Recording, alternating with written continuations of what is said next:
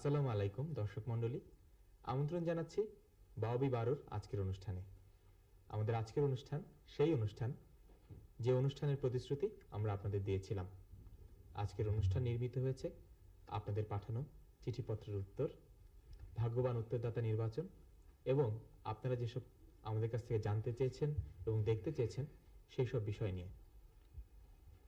আপনাদের নিশ্চয়ই মনে আছে আমাদের প্রথম অনুষ্ঠানের শুরুতে বাংলাদেশ উন্মুক্ত বিশ্ববিদ্যালয়ের মাননীয় উপাচার্য অধ্যাপক এম শমশের আলী বলেছিলেন, অনানুষ্ঠানিক শিক্ষা অনেকভাবে দেওয়া যায়।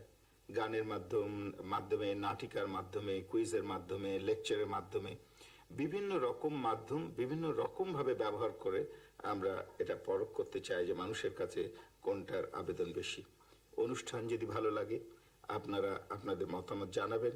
আপনাদের মতামতের পরে শ্রদ্ধাশীল হয়ে আমরা আমাদের এই অনুষ্ঠানটিকে রিস্ট্রাকচার করার চেষ্টা করব। আপনাদের পাঠানো অসংখ্য চিঠি পরামর্শ প্রমাণ করেছে বাওবি বারো আপনাদের অনুষ্ঠান। অনেকে চিঠি লিখে জানতে চেয়েছেন বাওবি বারোতে আমরা যা দেখাই তা দেখিয়ে লাভ কি। এই প্রশ্নের উত্তর এই অনুষ্ঠানের সঙ্গে যারা সংশ্লিষ্ট তাদের পক্ষে কি দেয়া সম্ভব? তবু যদি জানতে চান তাহলে বলা যায় আমরা প্রথম অনুষ্ঠানে হাইড্রোলিক হর্নের অপকার সম্পর্কে দেখিয়েছিলাম।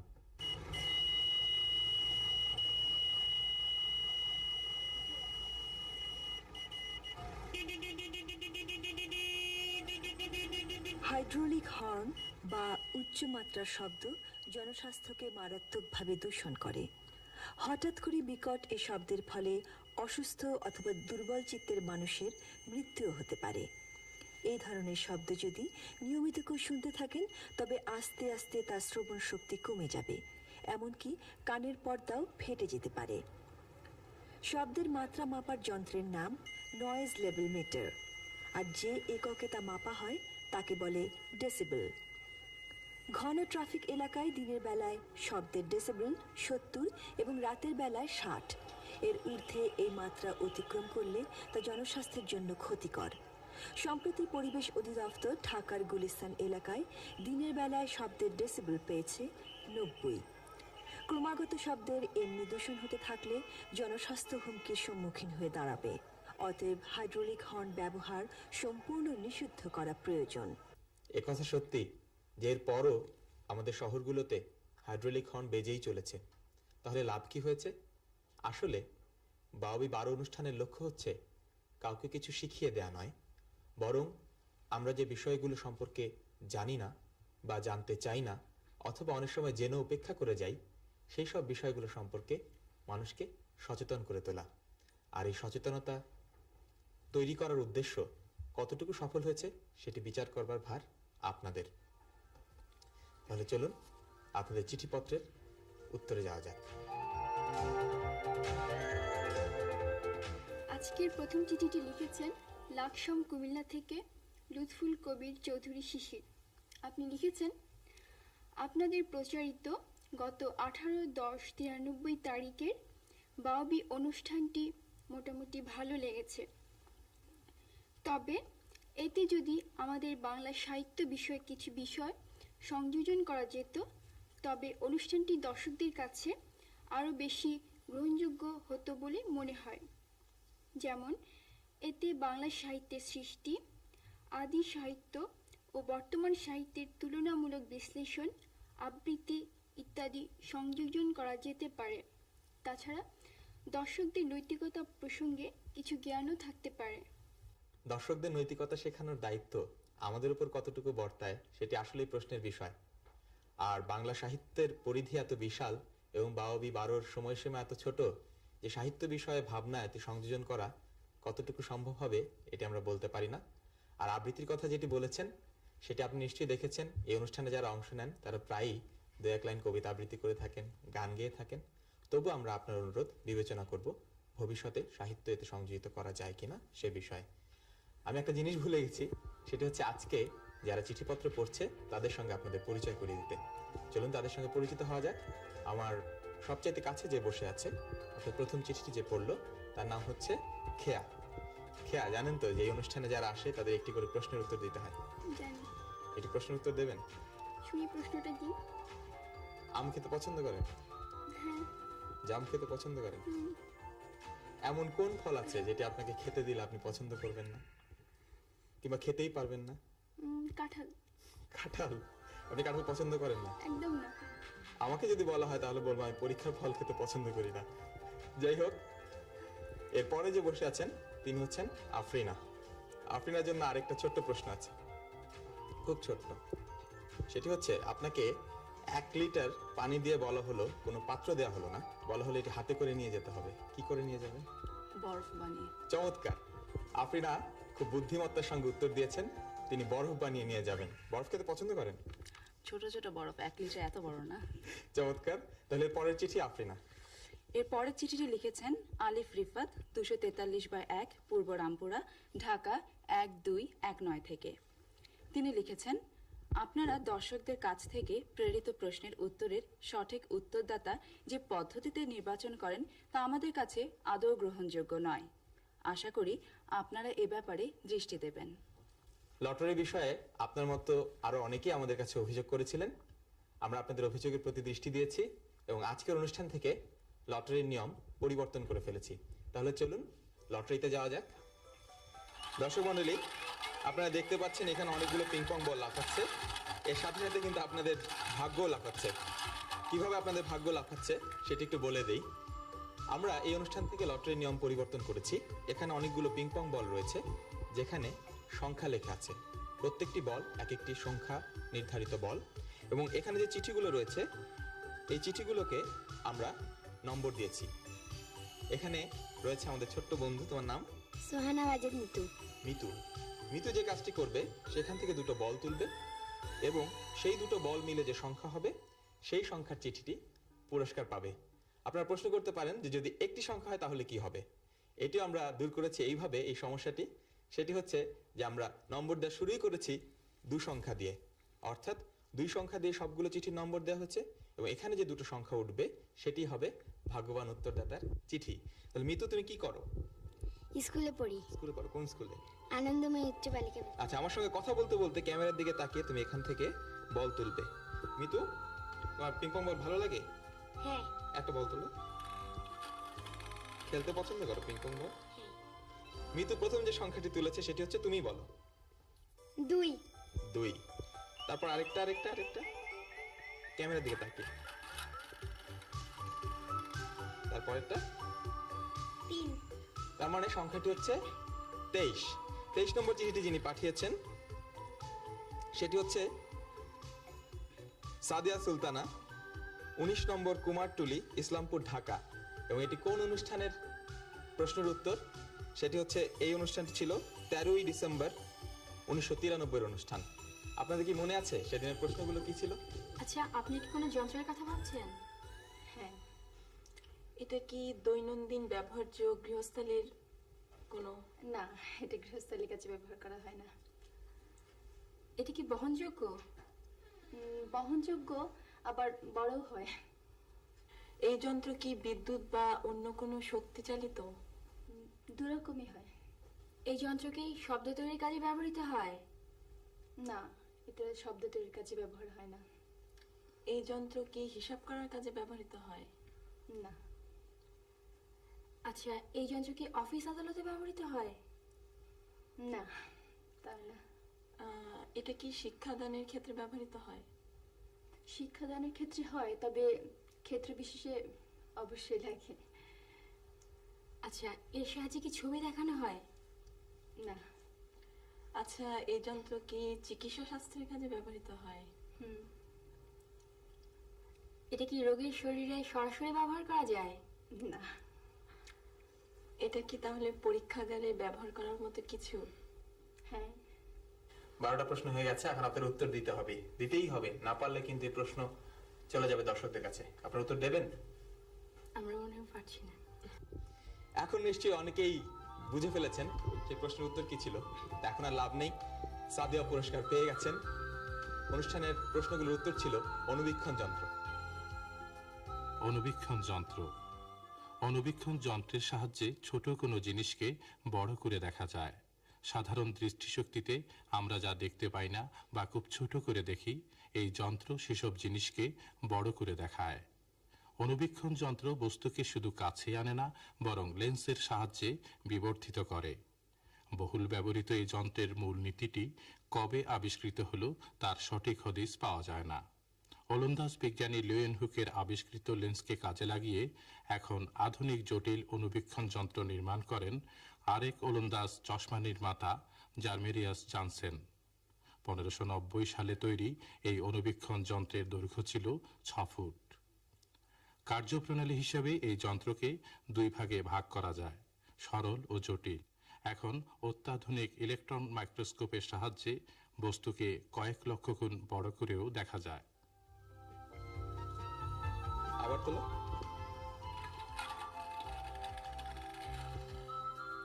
সংখ্যাটা 9 9। আরেকটা আরেকটা আরেকটা। এটাই কিন্তু শেষ চিঠি। 0। 90 নাম্বার চিঠিটি পুরস্কার পেয়েছে এবং 90 নাম্বার চিঠিটি হচ্ছে আজম, প্রযত্নে হাবিলদার আজগর আলী, 266/9 শহীদ ইউসুফ রোড, চেয়ারম্যান বাড়ি, বনানী, ঢাকা সেনানিবাস, ঢাকা 1206। ক্যান্টনমেন্টের আজম এবং ইসলামপুরের সাদিয়া সুলতানা, আপনাদের কাছে আমাদের চিঠি পৌঁছে যাবে পুরস্কার কিভাবে নেবেন সেই নিয়ম জানিয়ে। তাহলে চলুন আবার চিঠিপত্রে যাওয়া যাক। মোহাম্মদ জাহাঙ্গীর আলম জাহান, সূত্রাপুর, ঢাকা থেকে জানতে চেয়েছেন বাউবি 12 অনুষ্ঠানে অংশ নেওয়ার নিয়ম সম্পর্কে। অনুষ্ঠানে অংশ নিতে আগ্রহীদের 1 কপি পাসপোর্ট সাইজের ছবি সহ সাদা কাগজে আবেদনপত্র পাঠাতে হবে। আবেদনপত্রে পুরো নাম, যোগাযোগের ঠিকানা, সম্ভব হলে ফোন নম্বর উল্লেখ করতে হবে। এছাড়াও প্রার্থীর শিক্ষাগত যোগ্যতা এবং বর্তমান শিক্ষা প্রতিষ্ঠানের নামও উল্লেখ করতে হবে। আবেদনপত্র পাঠাবার ঠিকানা: প্রযোজক বাউবি 12 বাংলাদেশ উন্মুক্ত বিশ্ববিদ্যালয়, teachers training college campus, Dhanmondi, Dhaka 1205। ঠিকানাটি আমি আবার বলছি: প্রযোজক বাউবি 12 বাংলাদেশ উন্মুক্ত বিশ্ববিদ্যালয়, teachers training college campus, Dhanmondi, Dhaka 1205। তাহলে শুনলেন তো বাউবি 12 অনুষ্ঠানে কি করে অংশ নিতে হয়। আসুন আপনাদের পরের চিঠিতে যাওয়া যাক। পরের চিঠিটি পড়ছে আফরিনা। নাসিমা ইয়াসমিন, লাকসাম, কুমিল্লা থেকে বাউবি 12 অনুষ্ঠানে উত্তর পাঠানোর নিয়ম জানতে চেয়েছেন। এই নিয়ম জানতে চেয়ে আরও লিখেছেন মিরপুর, ঢাকা থেকে শাহিন মাজহার ও এহসান ইসলাম, মোহাম্মদপুর থেকে জোবায়ের আহসান, নরসিংদী থেকে আনোয়ার হোসেন গাজী, যশোর থেকে সুপ্রিয়া ঘোষ, ঝিনাইদহ থেকে মুন, চট্টগ্রাম থেকে সালাউদ্দিন চৌধুরী, জকিগঞ্জ সিলেট থেকে স্বাধীন কুমার, নাটোর থেকে লুনা এবং আরও অনেকে। খেয়া, এই প্রশ্নের উত্তরটি তুমিই দাও। বাউবি 12 অনুষ্ঠানে প্রশ্নের উত্তর পাঠাবার নিয়ম খুবই সোজা। যদি নির্ধারিত 12টি প্রশ্নের মধ্যে আমাদের প্রশ্নকারীরা ভাবনার বিষয়টি খুঁজে বের করতে ব্যর্থ হন, তবে উত্তর পাঠাবার ভার দর্শকদের উপর চলে যায়। এর পরে চিঠিটি লিখেছে পাহাড়তলী, চট্টগ্রাম থেকে সৈয়দা রাজিয়া করিম রিনা। তিনি পরামর্শ দিয়েছেন, আপনাদের প্রতি অনুষ্ঠানে শেষের দিকে আগামী অনুষ্ঠানের তারিখটা জানিয়ে দিলে দর্শকদের কাছে তারিখটা মনে রাখা সহজ হবে। এটি আপাতত সম্ভব নয়। সম্ভব নয় এই জন্যে যে অনেক সময় বিশেষ কোনো দিবস উদযাপনের কারণে কিংবা অন্যান্য বিশেষ অনুষ্ঠানের কারণে বাউবি 12 অনুষ্ঠান প্রচারিত নাও হতে পারে। তবে আগামী ফেব্রুয়ারি মাসের 2টো অনুষ্ঠানের দিন বলে দেওয়া যেতে পারে। ফেব্রুয়ারি মাসের 2টো অনুষ্ঠান প্রচারিত হবে 2য় এবং 4র্থ সোমবার একই সময়ে। এরপরের চিঠি। অনেকেই অনুষ্ঠানের প্রচার সময় অনুষ্ঠানটিকে সাপ্তাহিক করা যায় কিনা এবং অনুষ্ঠানটির সময়সীমা বাড়ানো সম্ভব কিনা এ সম্পর্কে জানতে চেয়েছেন। যারা এই ধরনের চিঠি লিখেছেন তাদের কাছে আমাদের উত্তর হচ্ছে আপাতত এর কোনোটি সম্ভব হচ্ছে না, তবে হয়তো ভবিষ্যতে এটি হতেও পারে। এর পরের চিঠিতে 69 নম্বর ফিরিঙ্গি বাজার, চট্টগ্রাম থেকে ইয়াসমিন হিলালি ডেইজি একটি মজার প্রশ্ন পাঠিয়েছেন। প্রশ্নটি হলো, এই অনুষ্ঠানে বাচ্চাদের আনার প্রয়োজন কি? এটা কি শিশুদের অনুষ্ঠান নাকি উন্মুক্ত বিশ্ববিদ্যালয়ে শিশুদের পড়ানো হয়? উন্মুক্ত বিশ্ববিদ্যালয়ে শিশুদের পড়ানো হয় না। আর এটা কি শিশুদের অনুষ্ঠান কিনা এই প্রশ্নের উত্তরে বলা যায় এটা শিশুদের অনুষ্ঠান না, এটি বড়দের অনুষ্ঠান না, এটি আসলে শিশুদের এবং বড়দের সবার অনুষ্ঠান। বাওবি 12 উদ্দেশ্য হচ্ছে প্রত্যেকের জন্যই জানার সম্পর্কে, শেখার সম্পর্কে সচেতনতা তৈরি করা। আর বাচ্চারা এখানে কি করে একটু আগে দেখেছেন, তারা লটারির জন্য ভাগ্যবানদের নির্বাচিত করেছে। এ ব্যাপারে অন্তত আমার চাইতে যে বাচ্চাদের বেশি বিশ্বাস করা যায় এ নিয়ে নিশ্চয়ই আপনার কোনো সন্দেহ নেই। আর বাচ্চারা আর যে কাজটি করে থাকে সেটা হচ্ছে মাঝে মাঝে কবিতার মাধ্যমে, ছড়ার মাধ্যমে আপনাদের ধাঁধা দিয়ে থাকে। এই যেমন মোহনা একটি ছড়া পড়েছিল। ঠ্যাংচা গেল পাতারা, যাইতে যাইতে খাস খাসায়, কাউয়ারা সব লইল বাস, পেঁচা গিয়া উঠতে গাছ, কইল চাচা দামে ঠ্যাং, পেঁচা খায় বাবাই দেও, পাস লইল সব হবে ঠ্যাং, ইঁদুর যাবাই কই দেখা, বচানাকে ফ্যাস। মোহনা যে ছড়াটি পড়লো এটি কিন্তু তার নিজের লেখা নয়, এটি লিখেছিলেন কবি কাজী নজরুল ইসলাম। তাহলে বুঝতেই পারছেন বাওবি 12-তে বাচ্চাদের আনার দরকার কি। চলুন আপনাদের পরের চিঠিতে যাওয়া যাক। পরের চিঠি লিখেছেন মোহাম্মদ এনামুল হক বাহাদুর, গাছবাড়িয়া সরকারি কলেজ, চন্দনাইশ, চট্টগ্রাম থেকে। তিনি লিখেছেন, যে ভাবনার উত্তর প্রশ্নকারীরা বের করতে পারেন না সেই 12টি প্রশ্নকে আবার দেখাতে। এই 12টি প্রশ্ন ওই একই অনুষ্ঠানে আবার দেখানো সম্ভব না। একটি হচ্ছে সময়ের স্বল্পতার কারণে, আরেকটি হচ্ছে আমাদের প্রশ্নকারীরা যেমন 12টি প্রশ্নের মধ্যেই ভাবনা খুঁজে বের করতে চেষ্টা করেন, সেই একই চেষ্টা দর্শকদেরও করতে হবে। তাই সবচাইতে ভালো যে বিষয়টি করা উচিত সেটি হচ্ছে আরেকটু মনোযোগ দিয়ে ওই 12টি প্রশ্ন শোনা। আপনি কি কোনো কৃষি পণ্যের কথা ভাবছেন? হ্যাঁ কৃষি পণ্যের কথা ভাবছেন? এটা কি কোনো খাদ্যদ্রব্য? হ্যাঁ, খাদ্যদ্রব্য। এটা কি প্রাণীজাত? না। প্রাণীজাত। তাহলে এটা নিশ্চয়ই উদ্ভিদজাত। হ্যাঁ, উদ্ভিদজাত। এটা কি কোনো ফল? ফল। এটা ফল। এটা কি রান্না করে খাওয়া যায়? হ্যাঁ, রান্না করে খাওয়া যায়, আবার আপনার কাঁচা খাইতে, কাঁচা এবং পাকা খাইতে ভালো আর কি। আপনি পছন্দ করেন তার মানে। কাঁচা পাকা আচ্ছা, তার মানে এটা কি এটাতে চাষ হয়? সেটা কি আমাদের দেশে হয়? আমাদের দেশে হয়, তা পার্বত্য এলাকায় বেশি হয়। আচ্ছা, এই ফলের উপরিভাগের আবরণটা কি মসৃণ? হ্যাঁ, মসৃণ। এটা কিন্তু 8 নম্বর প্রশ্ন হতে দেখো। আচ্ছা, কাঁঠাল, আতা এগুলো কিছু না। কাঁঠাল আতা এই জাতীয় কিছু? না। কাঁঠালের তো মসৃণ না। আচ্ছা, ফলটা কি মিষ্টি? হ্যাঁ, ফল মিষ্টি আবার টকও। মিষ্টি আবার টক। আচ্ছা, এই যে গাছে হয় সেই গাছটা কি কয়েকবার ফল দেয়? হ্যাঁ, অনেকবারই ফল দেয়। আর মাত্র একটা প্রশ্ন আছে, 11টা প্রশ্ন কিন্তু হয়ে গেছে। এটা কি কাঁচা থাকতে টক থাকে, পাকলে মিষ্টি হয়? পাকলেও মিষ্টি হয়, আবার পাকলেও টক। পারলাম না। তাহলে কি এটা আম? না। এই 12টি প্রশ্ন ছিল গত 10ই জানুয়ারির অনুষ্ঠানের। এরই মধ্যে নিশ্চয়ই অনেকেই পেয়ে গেছেন। এটা আপনাদের অনেকেরই প্রিয় ফল কমলা লেবু। তাহলে চলুন কমলা লেবুর সঠিক উত্তর যারা পাঠিয়েছেন তাদের মধ্যে থেকে ভাগ্যবানদের নির্বাচিত করা যাক। মিতু, তুই তৈরি? জি। ঠিক আগের মতোই দুজন নির্বাচন করতে হবে। তুমি ক্যামেরার দিকে তাকিয়ে একটা বল তোলো।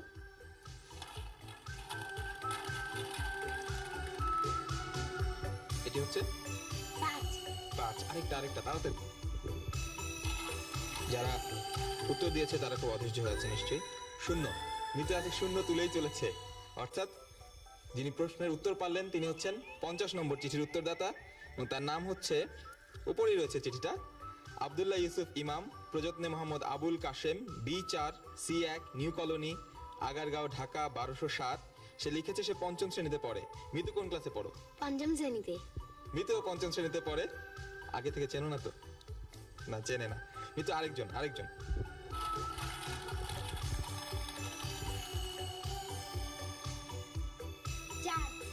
আরেকটা, এটাই শেষ।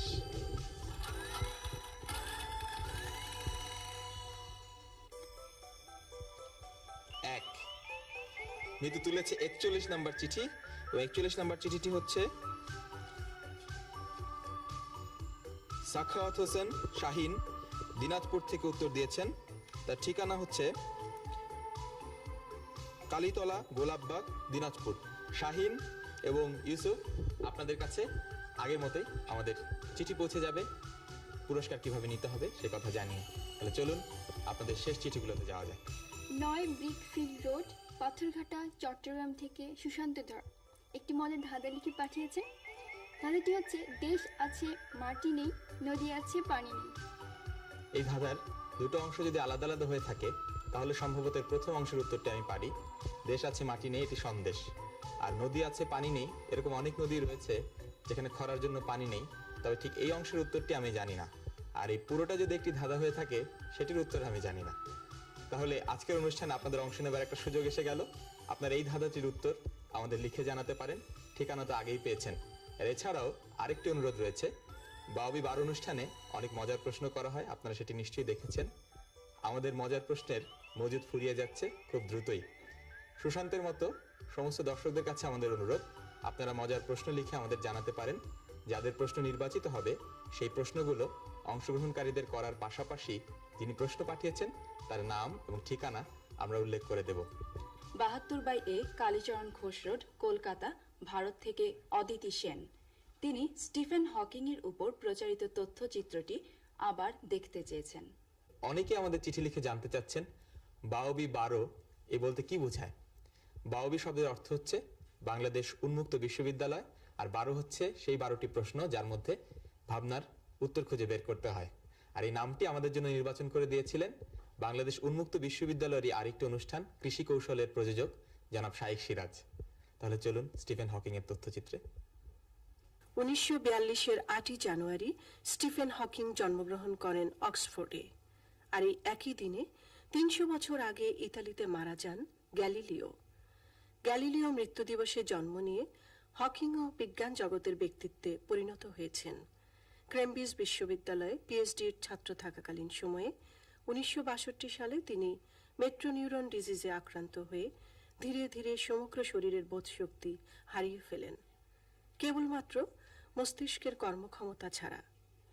আপাত দৃষ্টিতে প্রায় মৃত চলৎশক্তিহীন এই বিজ্ঞানীর চিন্তা চেতনার জগৎ কিন্তু আশ্চর্য ক্ষমতাশীল। তাই বিশেষভাবে নির্মিত হুইল চেয়ারে চলাফেরা করে বিশেষভাবে সংযোজিত কম্পিউটারের মাধ্যমে তিনি গবেষণা চালিয়ে যাচ্ছেন মেটাফিজিক্স, কোয়ান্টাম মেকানিক্স ইত্যাকার নানা জটিল বিষয়ে। স্টিফেন হকিং এর এই তথ্যচিত্রটি আমাদের আরেকবার মনে করিয়ে দিল, মানুষের অসাধ্য কিছুই নেই। মানুষই পারে সমস্ত প্রতিকূলতাকে অতিক্রম করে সামনে এগিয়ে যেতে। মানুষই পেরেছে এভারেস্টকে জয় করতে, আকাশে উঠতে, এমনকি চাঁদের বুকে নিজের পদচিহ্ন এঁকে দিতে। আপনারা আপনাদের চিঠির মাধ্যমে যেসব পরামর্শ, সমালোচনা, প্রশ্নোত্তর এবং অনুষ্ঠানে অংশগ্রহণের আগ্রহ জানিয়ে থাকেন, এই চিঠিগুলো বাওবি 12কে সাহায্য করে আগামী অনুষ্ঠানগুলোকে আরো সুন্দর করে তুলতে, প্রতিকূলতা ডিঙিয়ে যেতে। এই চিঠিতে যেসব সমালোচনা থাকে, এগুলো আর কিছুই নয়, আপনাদেরই ভালোবাসা এই অনুষ্ঠানকে ভালো করার জন্য, এই অনুষ্ঠানকে আরো সুন্দর করার জন্য আপনাদের ইচ্ছার বহিঃপ্রকাশ। আমরা আপনাদের চিঠির অপেক্ষায় রইব, পরামর্শের অপেক্ষায় রইব এবং 3 মাস পরে একই রকম আরেকটি অনুষ্ঠান নিয়ে আপনাদের সামনে ফিরে আসব।